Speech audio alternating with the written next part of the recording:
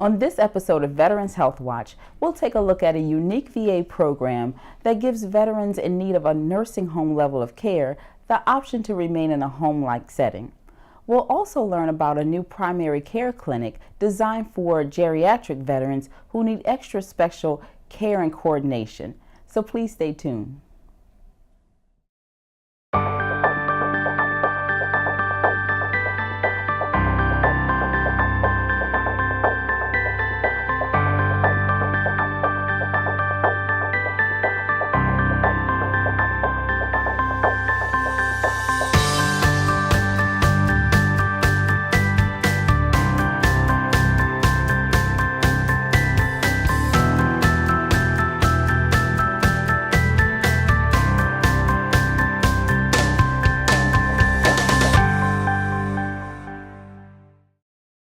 Welcome to Veterans HealthWatch, a program sponsored by the Veterans Affairs Maryland healthcare system that provides the latest health and benefits information for Maryland's veterans, their family members, and the local community. I'm Kenya Griffin.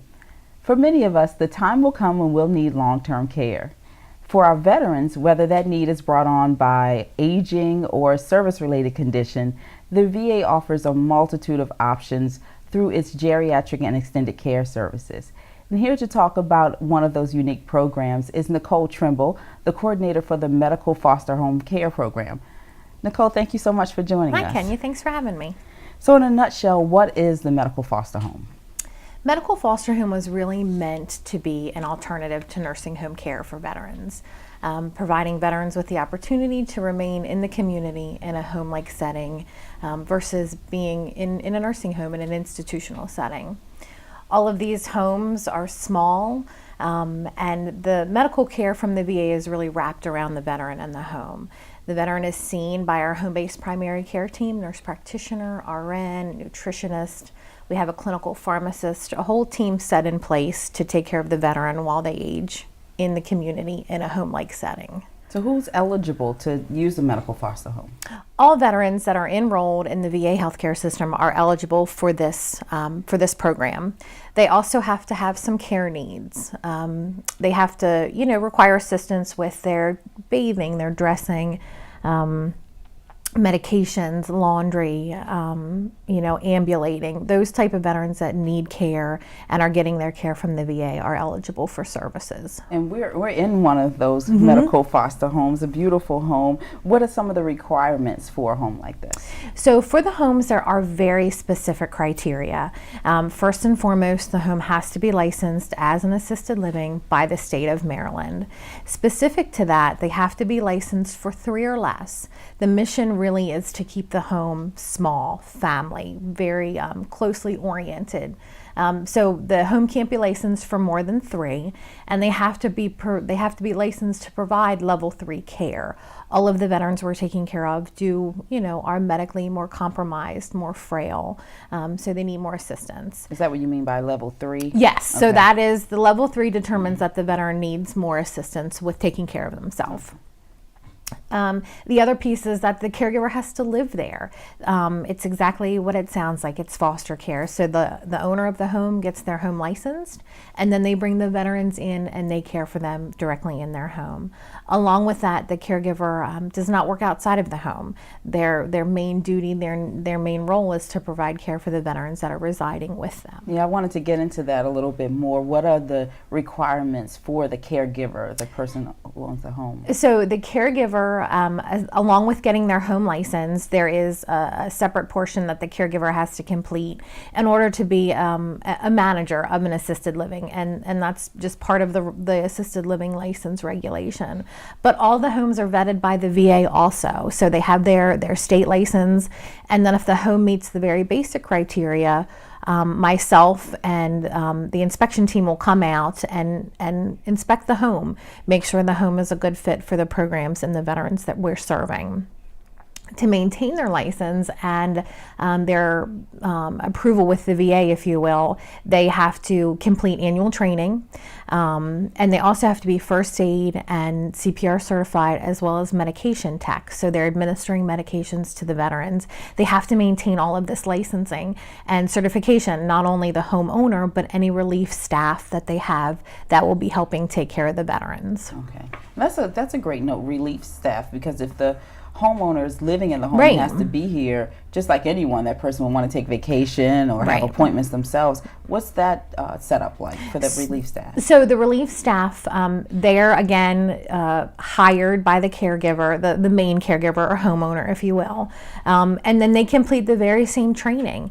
They again have to be MedTech certified, complete their annual training for the licensing, first aid, CPR, and be willing and able to care for the veterans when the main caregiver has to be out of the house. The other thing that we provide as part of the program, all of the veterans residing in the homes do attend adult daycare 2 days a week. Again, the caregiver is there 24/7, so those 2 days a week really afford the veteran the socialization to get out and about, but also the caregiver, has some time to maintain the home, his or her own medical appointments, those sort of things. So it's great to hear that you take so much time to vet the homes so the veterans are safe, even though they're not in a VA facility, they're in a VA vetted Right. location. Right. So that's good. And Good all to of know. my visits are unannounced, so the caregivers, know that I'm coming once a month. They're not sure when it might be, but I do come unannounced. Not, that's not a bad thing, but we do come unannounced, and all of the home care team, they schedule their visits to come in and see the veterans. So there's a lot of VA support for the caregiver and the veterans that are residing in these homes. So how many do you have in Baltimore or in Maryland so far? How many foster homes? Currently, we have 5. We have a home in Cecil County. We have one in Catonsville. We have this home here in Parkville that we're very proud of, and we have one in Loch Raven, right off Alameda, and the 5th one is in Edgewood. I had to count. The 5th one's in Edgewood, Harford County. So are you looking to expand the program with more homes? We do. We're always looking to expand the program. It is a wonderful program. We provide a lot of support to the veterans, to the caregivers themselves. So we're always looking for good homes that, can take good care of our veterans. And what about now that you've talked about that you want to expand the program, you're looking for homes, and how can someone learn more about this program, either a caregiver who has a home or someone who's looking for a home for a veteran? They can call me directly. I'm happy to talk to veterans, families, caregivers, anybody who is interested in the program. They can call me directly. My phone number is 410-642-2411, extension 6094. Great. Thank you so much, Nicole, for the work you do and for joining us for today's program. Thank you for having me. We're going to take a short break, but when we return, we'll hear from a veteran who's using the medical home foster program, actually in this home, and the caregiver. So please stay tuned.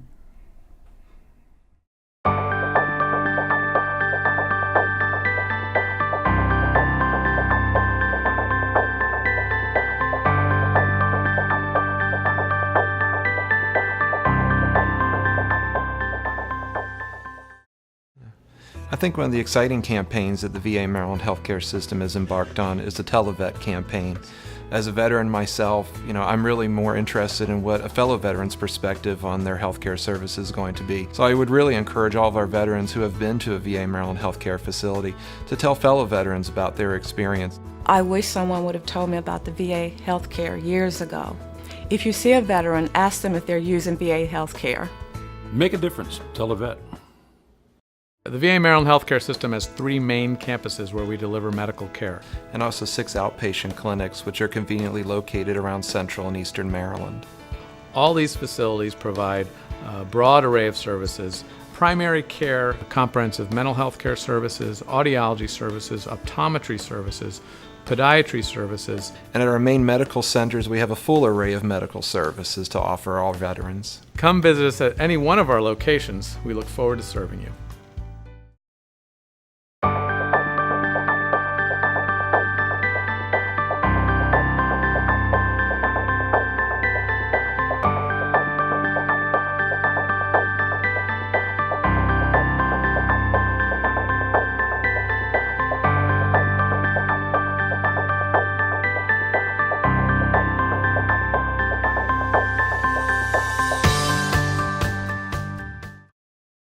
Welcome back to Veterans Health Watch. Before the break, we were learning about the VA's medical foster home program. We're actually filming today's episode in a medical foster home, and I'm pleased to introduce the caregiver for this home, Ms. Joanne West. Thank you so much for joining us, Ms. West.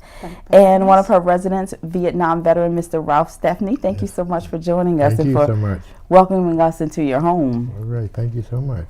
Mr. Stephanie, let's start with you. You look great, but I understand you had some challenges that brought you to the VA. Can you tell us about that? Yes, ma'am. Well, when I came back from the military, I was reunited with my childhood sweetheart, and I was diagnosed with diabetes.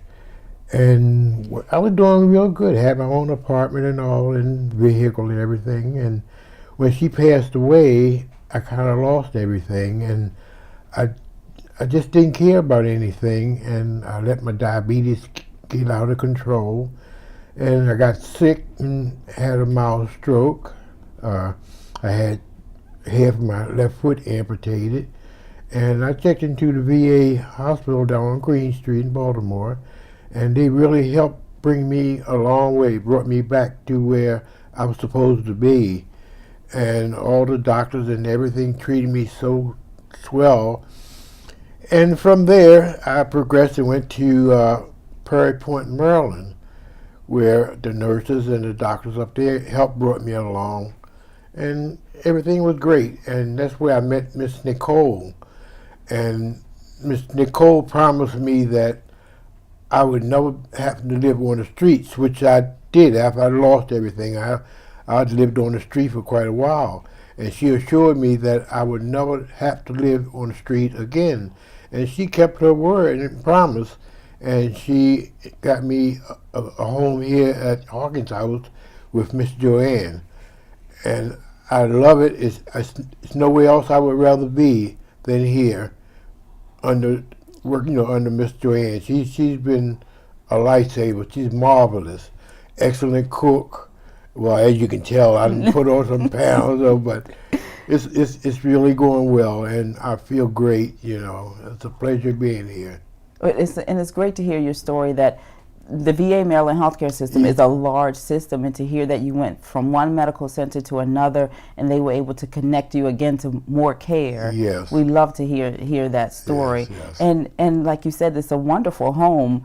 When I walked in, it just felt so warm and welcoming, and it smelled good. What did you think when you first came here? Well, the initial shock, I wasn't sure, but after a day or so, I'd love it. It's no other place I would rather be than right here at Hawkins House, working with Miss Joanne. It's a pleasure. And Miss Joanne, yes, as Mr. Stephanie calls you, Miss Joanne, how long have you been operating Hawkins House, and what led you to the decision to take care of veterans? I've been operating at least 11 years, maybe going on my 12th year. I began taking care of my mom. She had breast cancer, and she did pass from it. And that's when I began to want to help others. Went to some classes. GBMC had a class for helping people with cancer, where you go into the homes and you relieve the families.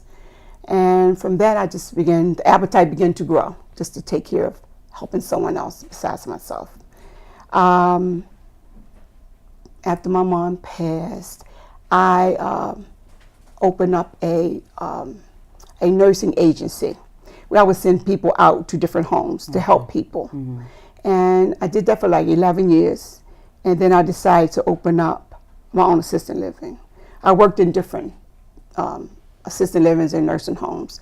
So I knew what to do, and I knew what kind of care I would like to give on a smaller scale. Mm-hmm. So after owning and operating UCNA, I closed that after 17 years, and I began to do just Hawkins House. It got to be too much doing the agency and assisted living. And Nicole told us about some of the requirements to have a home, a medical foster home. Yes. And your home still feels so cozy and comfy, but I know you've done some things to prepare it to be a medical foster home. Can you tell us about that, some of the special things you've done? Well, I do have they call it the Cadillac. I have a stair glider that takes the guys up and down the steps. I have assistant bars throughout the house, and in the bathroom there's several to help get them up and out of the tub and the commode, and then out the door for safety. We have a toilet. All they do is wave their hands and it flushes. Automatic water, they just put their hand under and it comes out. Soap dishes the same way. So all they have to do, they call it the magic room. All they do is go in and just operate some things. The It makes it Cadillac, easy the for magic room. Yeah. Sounds like a good place. Yes, it is. And what else have you done to make it more home-like for the veterans who are Well, each here? veteran has their own personal room, full-size beds, recliners, flat-screen TVs, lamps, radio, clocks, the normal stuff. Okay, that explains why you're looking so happy, Mr. Oh, Stephanie. yeah. Because his room is very, very nice. I'm All my very guys have happy. very nice rooms. Very nice rooms. And I understand you mentioned a little bit about the cooking, but you had something to say about Miss Joanne's Oh, cooking. yes. My favorite meal that Miss Joanne fixes is great northern beans with ham in it, and she knows I love it. And what's that old saying? Good way to the man's heart, to his stomach, is through food, Yeah. and all, and she does it. So she found her way to your Yeah, heart. oh, yes, Lord. With ham. Oh, beans Okay. and ham, northern beans and ham. Yeah. That's a good meal, nice hearty meal. Oh, yeah, I love it. So, Miss Joanne, is there anything else you would like to add about encouraging others? Nicole Trimble, the coordinator for the Medical Home Foster Program, mentioned that they are looking for more people, more caregivers to open their homes. Is there anything you'd like to say to those caregivers? Well, there is a need. There is a great need. I would just suggest to people who love to take care of others. I realize that this is a ministry, something you really have to like to do. It is a lot of sacrifice. You have to like to take care of others, put others first instead of yourself. You know, you do have to have a license from the state of Maryland. You do have CPR, all the requirements of the state of Maryland, which is, I think, is online. Just a heart to take care of someone else besides yourself. And I like what I do. And you know what the saying is, when you like what you do, you never work a day in your life. I was going to ask you about the benefits that you mentioned. There's a lot of effort on the caregiver's end, but Yes. what about the benefits of doing work like this, especially for our veterans? Well, I think that they deserve it. They've served our country. And it's a lot of joy taking care of them. Like I said, they have already worked to take care of this country, and they deserve someone to take care of them. And you can feel the joy in this house. Oh, yes. And Mr. Stephanie, Nicole also mentioned that you receive lots of care from the VA, so it's not just a home to stay in. How's that working for you as far as the care that the VA brings into the home and taking you out? Oh, it's good. It's wonderful because they make sure that I get my medicine on time. Like I say, before I'd let everything go, but now everything is beautiful. It's I don't know what else to say. I'm just so happy here. And what about the camaraderie with the other veterans? The veterans who come to the medical center, to the different hospitals that the VA has, they enjoy talking to other veterans about shared experiences. Yes. What's that like living with other veterans? It's great. Mr. Frank and myself, we get along great. And like you say, we talk about past experiences in Vietnam and stuff. Yeah, but I don't know what else to say. I'm just tickled to be here. I really am. I guess you can tell that because I got a nice big smile on my face. Well, it's a very comfortable home. It feels it really cozy. is. Yeah, It really is. and it's great that you have this place to come to, where you can get the care, and it's not an institutional kind of feeling. It's not like being in a hospital, and she makes us feel very comfortable here. Yeah. Oh, great, thank you. That's my buddy. I'm sorry. No problem. Everybody needs a buddy. Yeah. Well, thank you both so much again for welcoming us into your home and for what you're doing for our veterans and for your service to our country. We thank you both so much. Appreciate it so much. Thank you. Well, we're going to take a short break. When we return, we'll learn about the Geri-PACT program, another service available for our veterans who need extra special care. So please stay tuned. Have you heard that the Baltimore VA Medical Center parking garage is under construction? Where will you park? Don't worry, we've got you covered. Let's go. In late February, we'll start relocating parking to the Metro West parking garage, just 2 blocks from the VA Medical Center. From the VA garage on Green Street, you can get to the temporary parking site in just 4 easy turns. Just look for signs like this. Once there, you'll see familiar parking attendants who will ask for your VA identification card or your appointment slip before granting you access. Thank you, sir. You're welcome, ma'am. The Metro West garage will be open 24 hours a day and will be patrolled by VA police and security. After you park your car, you can wait for a shuttle in this warm and dry shelter. All shuttles are wheelchair accessible, free of charge, and will drop you off under the breezeway of the medical center and pick you up again after your appointment. You don't need reservations to ride the shuttle. If it's a nice day and you decide to walk just 2 blocks to the medical center, you can pick up a pedestrian map like this. And if you have questions about parking and valet service, there are lots of ways to get information. You can go to our website, or you can go to the information desk inside of the medical center, or you can call 410-605-7103. We know your time is valuable, so we ask that you arrive at least 30 minutes earlier for your clinic appointments during this time. And we appreciate your patience as we work to make repairs to the garage for your safety. We're looking forward to the reopening of the Baltimore VA Medical Center garage.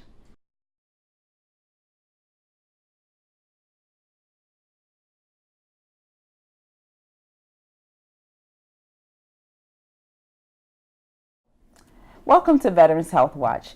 Joining me to tell us about a new program for our geriatric veterans in the primary care clinic is Dr. Mandy Byers. Dr. Byers, thank you so much for joining us. Thank you for having me. And I understand you have a geriatric PACT clinic for our veterans. And tell us about PACT at first, what PACT stands for. So PACT stands for Patient Aligned Care Team, and it was first developed by the VA back in 2009, and it's been all of the regular primary care clinics kind of turned into a PACT program. So PACT is the VA's version of a patient-centered medical home, where we coordinate care for patients in primary care and sort of help people if they're going to specialists and make sure that all of these details for the patient's care are worked out with the primary care. And it's a team. It's a team approach, that's right. So there'd be a care manager, nurse, often social work, pharmacy, et cetera, to kind of help with the primary care provider involved and make sure the patients are treated as a whole patient for all their needs. And so you coordinate a program for geriatric PACT. That's team. right. Tell us what that means. Yep. So when they originally designed the PACT model, they also knew that there would be special patients in special populations that would need specialized PACTs. So one of these specialized PACTs is the geriatric PACT. So our program just started at the VAMIX, the Maryland VA. So it's new to the Maryland VA system. And what we've done is we're creating a program that is designed just for the geriatric population that have a lot of complex needs, maybe challenging social situations. They require a lot of coordination of care with outside entities like, assisted living facilities or home health aides, home hospice, etc. Is that what you mean by more complex medical needs? So I guess by complex medical needs, I mean that they have maybe multiple chronic medical conditions. They oftentimes have cognitive impairment or a dementia. They have things that we call geriatric syndromes, which would be falls, weight loss, maybe on multiple medications, incontinence, things like that are really affecting especially the segment of the population, 85 and older. So the most vulnerable, frail, elderly patients.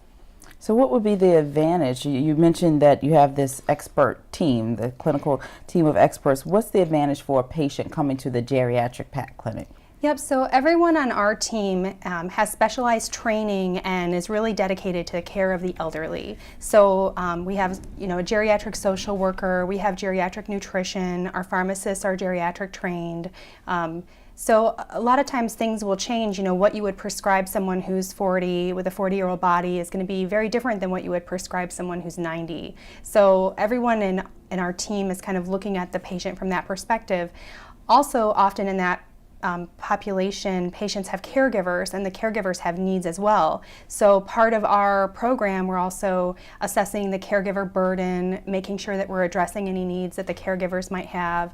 There's a lot of coordination, not just with the patient, but also maybe family or whoever's taking care of the veteran. Yes, it's important to note that difference between, like you said, a 40-year-old body and what a 90-year-old person would need. So it's good to know we have those experts available who know the difference.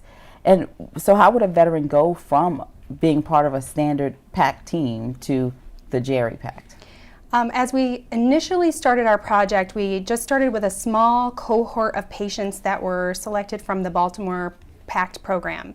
But now that we're ready to grow, we are developing a consult in CPRS, which is our medical records system that the primary care physicians would use. So if a primary care physician's been following a patient and they feel that the patient has gotten to a point where they need more attention, they need, they're falling, they have cognitive impairment, they have issues that are just not able to easily be addressed in the primary care clinic, then they would consult us. The patient would come to see us in clinic.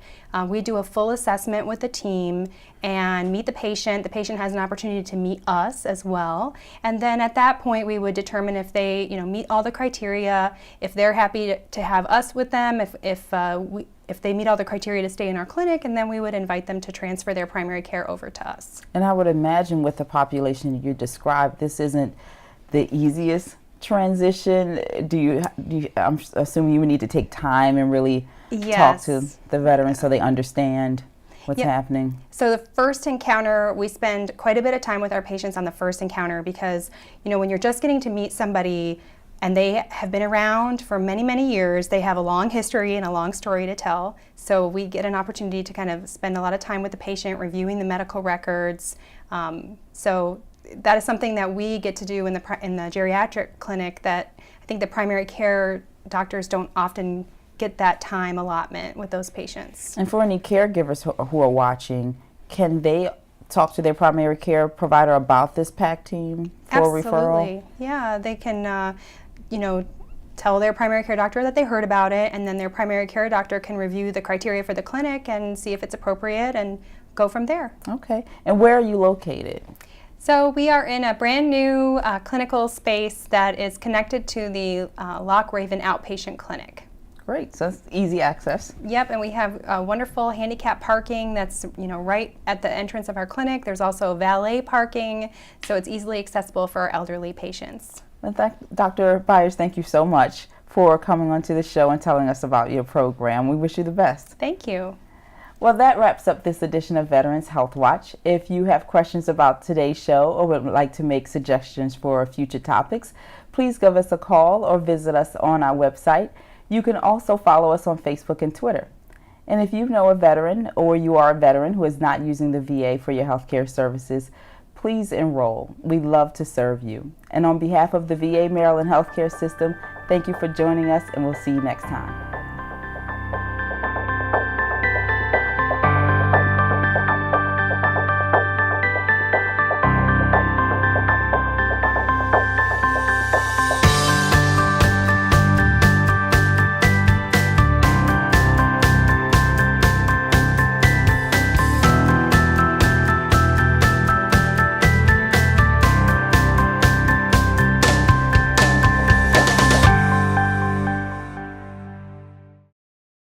There are numerous benefits for a veteran to enroll in the VA Maryland healthcare system. Number one, they get excellent health care. There's a great pharmaceutical service.